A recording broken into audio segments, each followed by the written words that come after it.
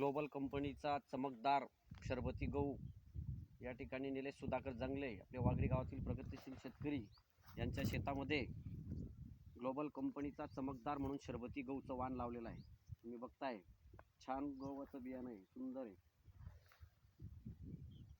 या ठिकाणी कंपनीचे प्रतिनिधी संतोष गवडी प्रत्यक्ष प्लॉट पाहणी करण्यासाठी निलेश सुधाकर जंगले वागडीकर यांच्या शेतामध्ये आलेले आहेत.